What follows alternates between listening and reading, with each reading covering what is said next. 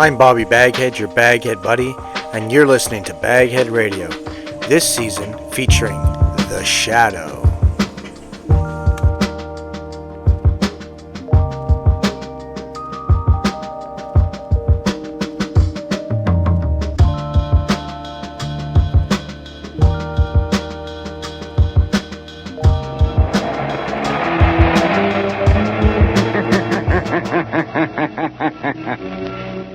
Who knows what evil lurks in the hearts of men? The Shadow knows.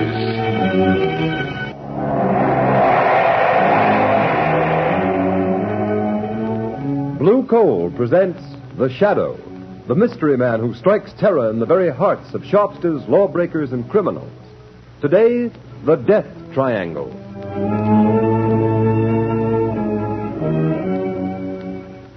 Ladies and gentlemen, The Shadow will be with you in just a moment. In the meantime, I'd like to remind you of a well-known fact. Coal-colored blue means better heat at less cost. For when you buy blue coal, you're getting the cream of old Pennsylvania anthracite.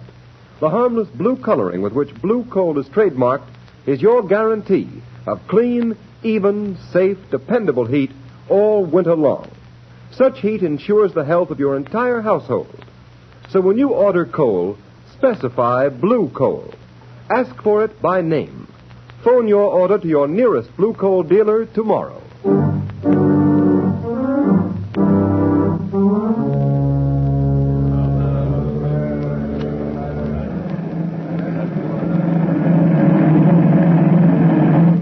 On this day, December 22nd, 1913, by order of the authority of Devil's Island, you, Pierre Martin, are hereby sentenced to 100 days in confinement solitaire and 100 lashes in the presence of the assembled prisoners as a warning to all who would attempt to escape. Let the punishment begin. I will find the devil who betrayed me. 1. I will learn his name. 2. I will kill him. 3. I will find him. I'll kill him. 4. I'll kill him. 5. 6.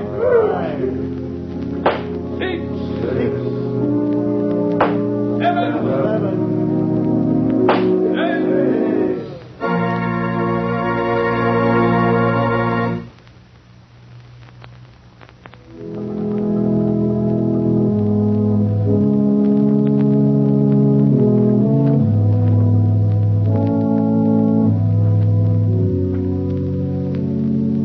Ladies and gentlemen, we interrupt this program of organ music to bring you a special news flash from our affiliated press service. New York, December 12, 1937. The Shadow has been found. Dr. James Evans, world-famous child surgeon, told reporters this afternoon that a wounded man who claimed to be the Shadow forced his way into Dr. Evans' private clinic and at the point of a gun forced him to remove a bullet. The wounded man then revealed that he was none other than that mysterious character who has waged a one-man war against crime, the Shadow. Before Dr. Evans could report the case to the police, however, the Shadow mysteriously disappeared. The famous surgeon believes the Shadow has little chance of surviving his wounds. Our organ recital now continues.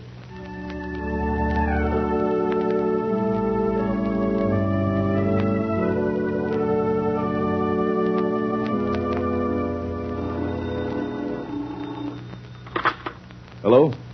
Dr. Evans speaking.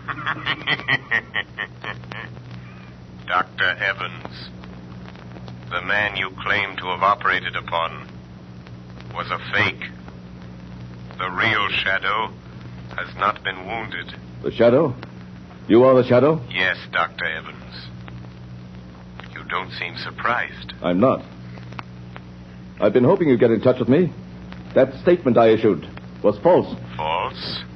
Come now, Dr. Evans. A man of your high standing in the medical world does not issue false statements without very grave reasons. There was a very grave reason. I need your help. An old acquaintance of mine, Raymond Dubril, the financier, has received a death threat. Have him notify the police. No, he refuses to do that. Then let him take the consequences. Unless... Dr. Evans, Have you also received a death threat? Yes, I have. Before I made this call, I investigated your past, Dr. Evans. My past is a matter of public knowledge. You were once a political prisoner on Devil's Island. You escaped 20 years ago with 3 other men.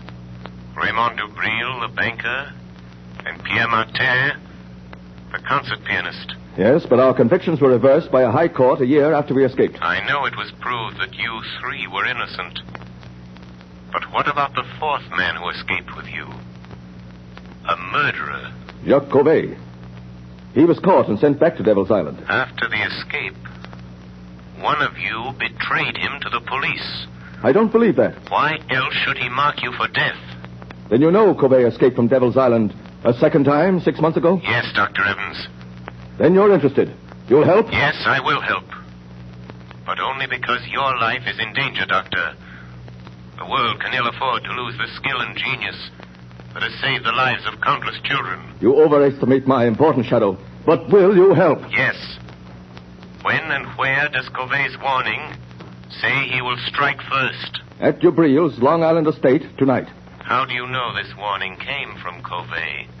Dubril received a miniature music box in the shape of a coffin in the mail this morning. A musical coffin? Yes. And when the lid of the coffin is raised, the music box plays a tune.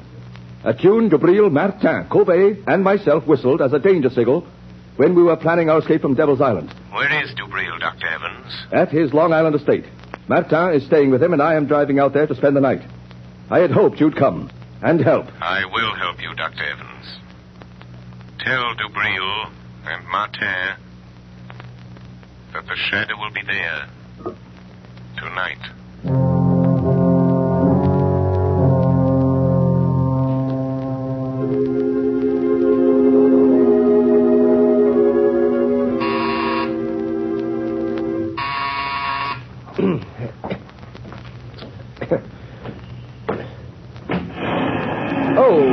Good afternoon, Miss Lane. Is Mr. Cranston at home? No, Miss Lane, he's not. You know where I can reach him? Well, he may be at his club. No, I've tried there. His office? Yes, everywhere, and nobody's seen him all day. Oh, is there anything I can do? Be sure and stay here in case he comes home. I'll call you on the phone later. Yes, miss. I've got to find him. I've got to. I've just got to.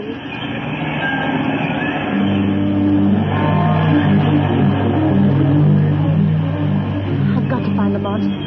Maybe Dr. Evans knows more than he told the newspapers. His office said he might be at home.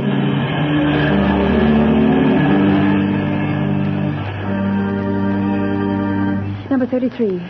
Yes, this is it. Oh, Lamont, I knew they'd shoot you someday. Yes, miss? Is Dr. Evans here? I must see him. I beg your pardon, miss, but are you another reporter? Yes, and I must see Dr. Evans. It's important. It's a matter of life or death. I'm sorry, miss, but Dr. Evans has nothing to say to the press. He's not at home. But I must see him. I must find him. I'm sorry. That car. That's Dr. Evans' car. Yes, miss. Where's he going? I'm not at liberty to say, miss. Never mind. I'll find out myself. Taxi! Taxi! Okay, miss. Where to? Follow that big black limousine, the one with the green cross on the license plate. That's a doctor's car, miss. I may have to break a lot of traffic laws if it goes through red lights. Never mind. I'll pay the fines. Don't lose sight of that car for a minute. Okay, lady. But this is going to be one fast ride.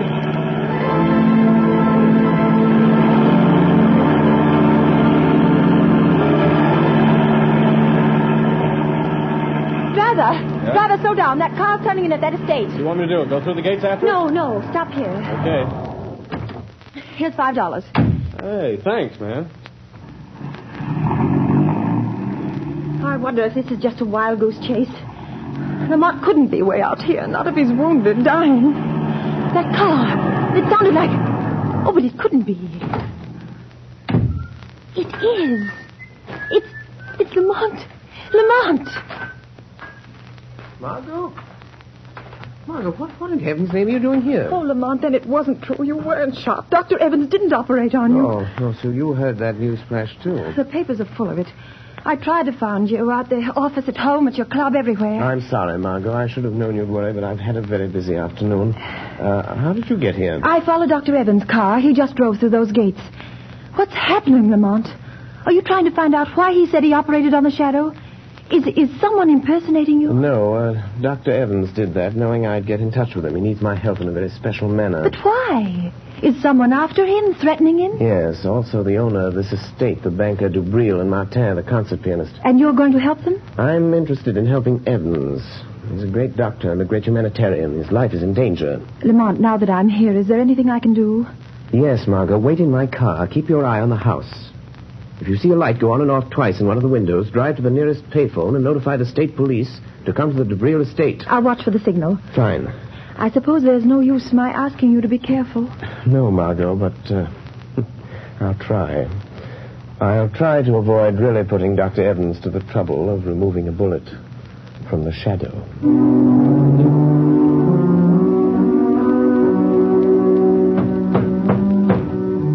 Dubril, stop pounding on the table and cursing Covey. Oh, that's all very well for you to say, Evans. Your turn hasn't come, but it will.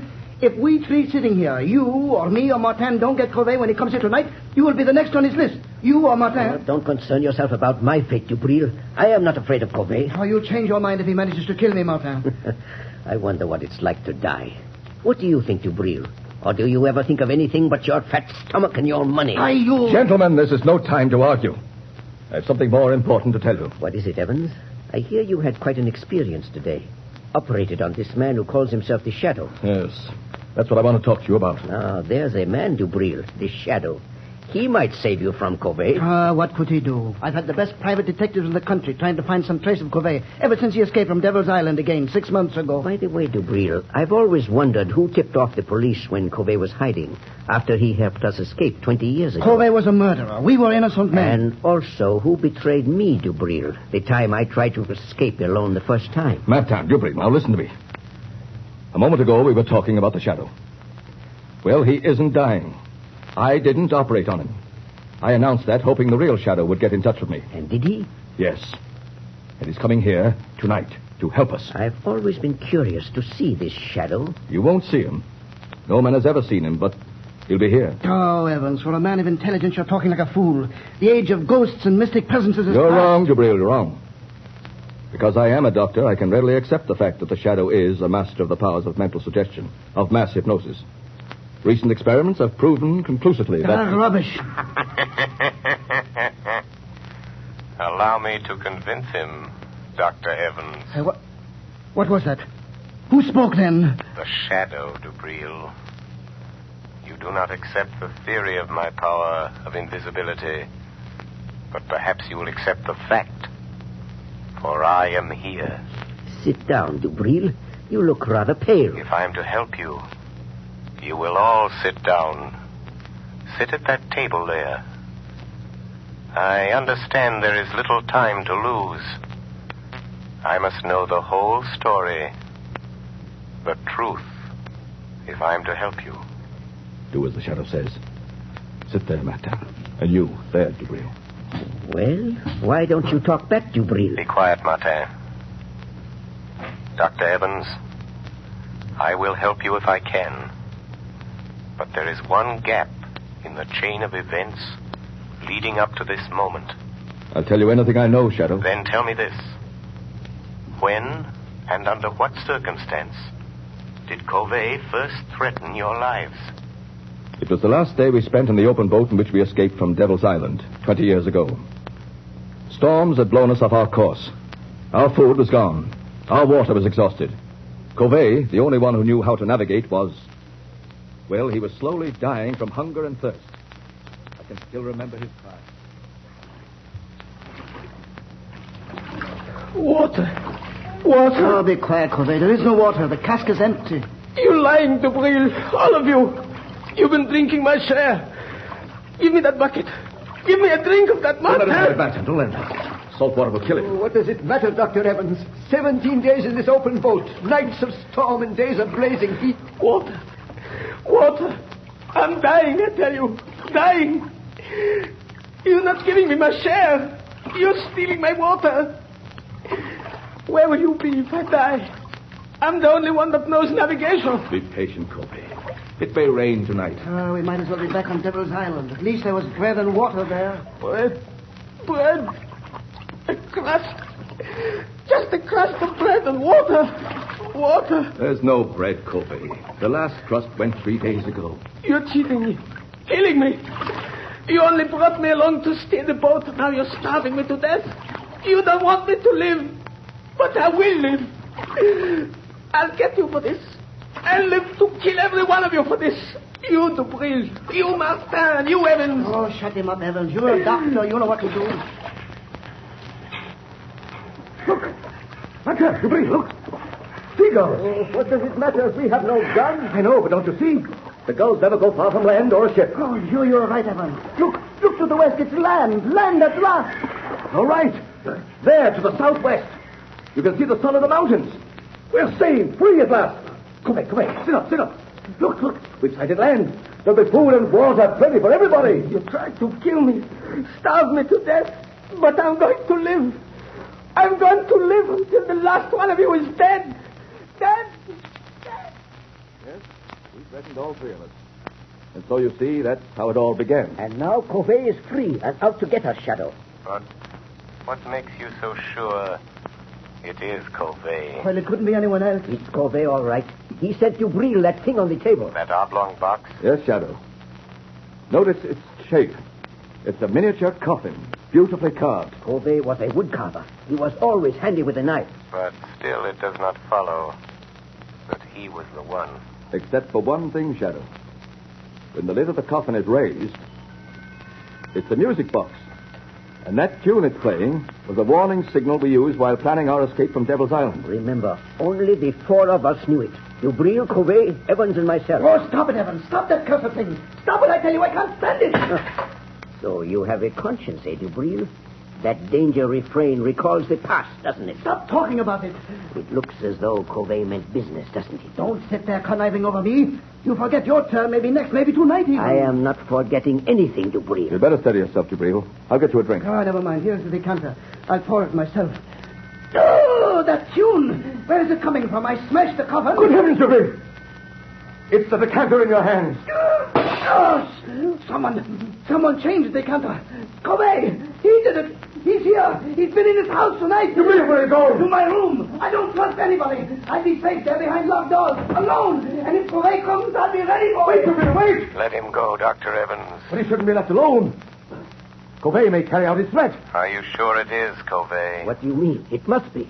It couldn't be anyone else. The coffin, the decanters are his warning. I know. But you said the four of you knew the signal. Are you sure it isn't one of you?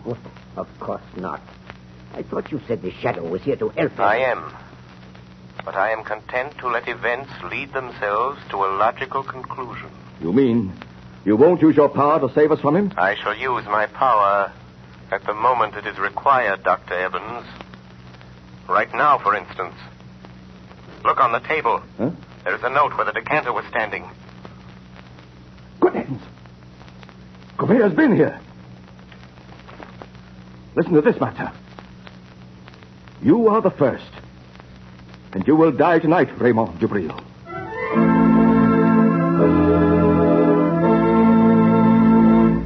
Ladies and gentlemen, the Shadow will return in a moment. There are thousands of families living around snowbound Buffalo today who are as snug as a bug in a rug thanks to blue coal. You have read how the whole city of Buffalo has been literally snowed in. In that entire area, business practically came to a standstill for several days. But those families who laid in their supply of blue coal kept comfortable. The icy, biting winter blowing outdoors made no difference to them. These storms are reported to be coming eastward, so take a tip and get ready. Put in a supply of blue coal tomorrow. It is the most economical fuel that you can use. Furnaces, parlor stoves, and cooking ranges in New England were designed to use anthracite. And blue coal is America's finest anthracite. Blue coal is mined by the Glen Alden Coal Company and is especially prepared for home use. It is available in all domestic sizes: egg, stove, chestnut, and pea. Every carload of blue coal is laboratory tested for purity and sizing before shipment from the mine. Blue coal burns steadily and evenly, sending a full supply of heat to the living quarters of your home, even in the most severe weather. Get set for winter tomorrow by ordering blue coal. You will find the name of your nearest blue coal dealer in the Where to Buy It section of your classified telephone directory under the name Blue Coal.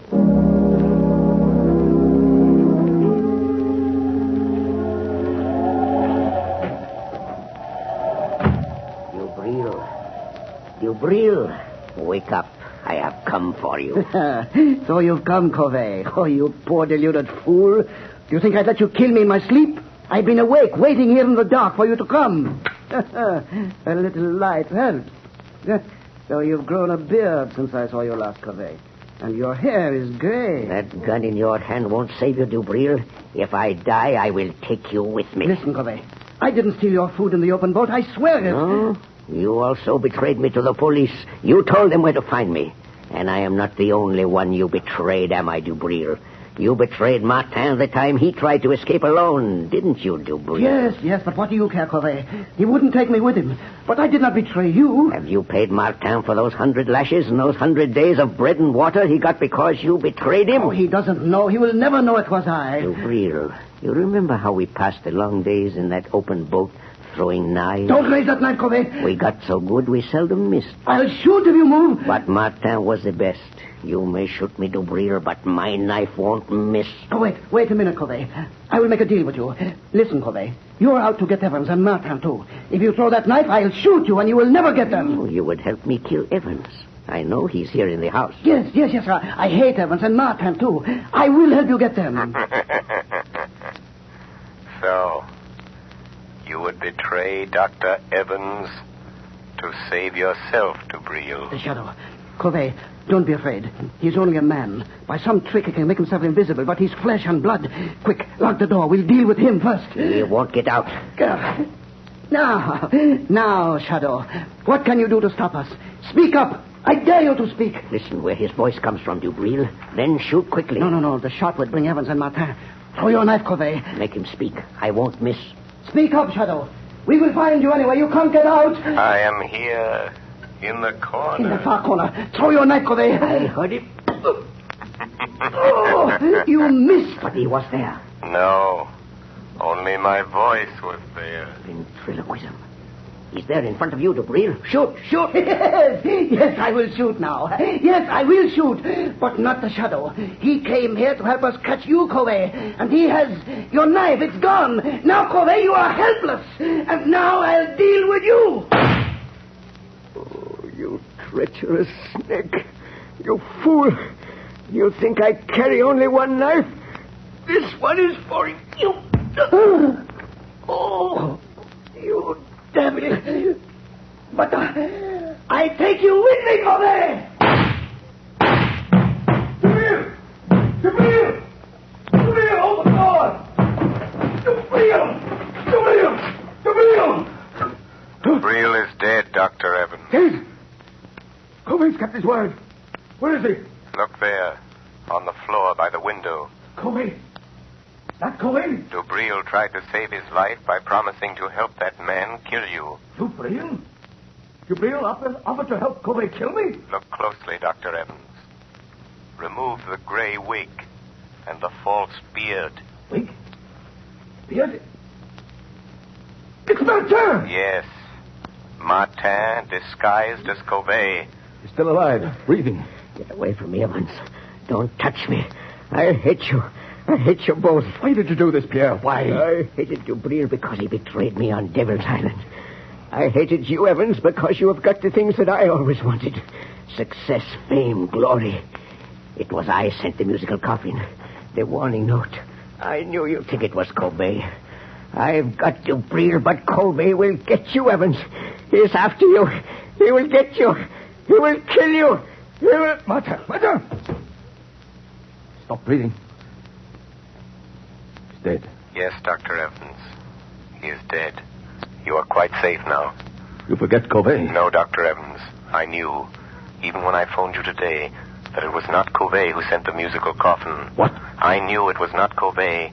It had to be Martin or Dubril. Why didn't you stop them? Martin and Dubril were both criminals plotting to kill you. If I'd stopped them, your life would have been in danger as long as they lived, hating you always for having attained the things that life denied them. But you forget, Shadow. Covey may find me, succeed where Martin failed. Never. I learned the whole history of all of you before I saw you. Yes? Everything, Dr. Evans. Your escape from Devil's Island after Dubril's betrayal of Martin that resulted in the 100 lashes, and his resolve for vengeance. And from the authorities at Devil's Island, I learned the truth about Covey's last escape. Yes, I see now. I see now why he hated us. But what about Covey? You are safe now, Dr. Evans. Safe from Covey. The chain of logic is complete. 3 months ago, a bleached skeleton was found on a deserted beach at Trinidad. It has just been identified as the body of Covey.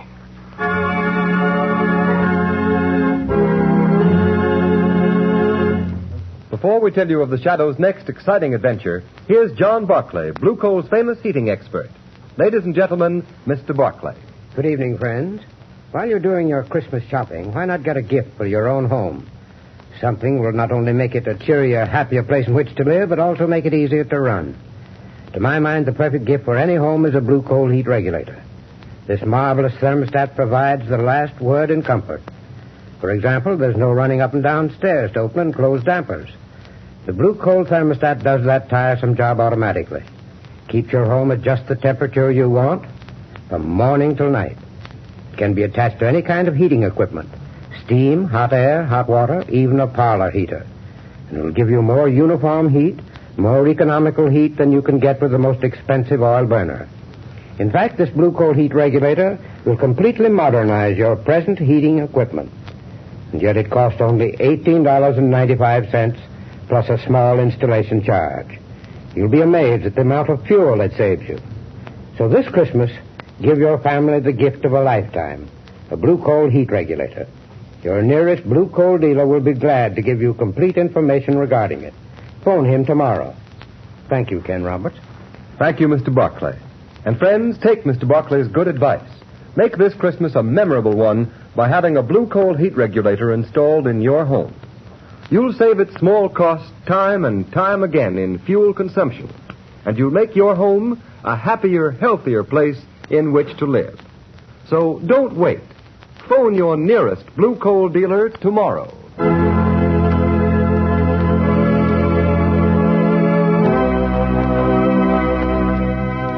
The story you have just heard is copyrighted by the Shadow magazine. The characters in this story are entirely fictitious.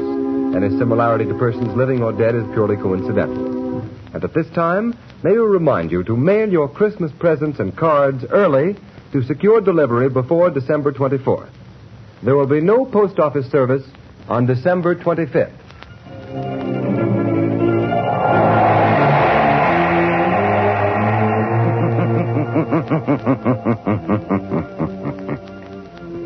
The weed of crime bears bitter fruit.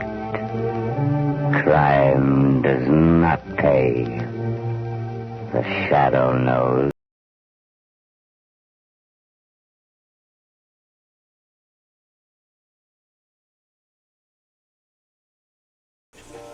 I'm Bobby BagHead, your Baghead buddy, and you've been listening to BagHead Radio. Please click like and subscribe. Comment below.